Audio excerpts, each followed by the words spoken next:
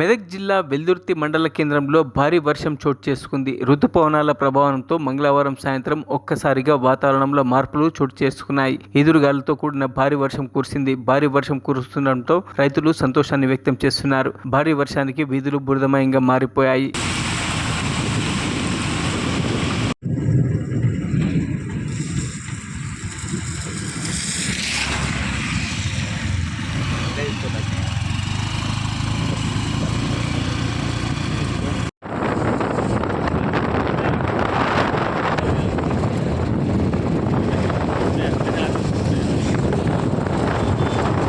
మరిన్ని అప్డేట్స్ కోసం మా ఛానల్ని సబ్స్క్రైబ్ చేయండి.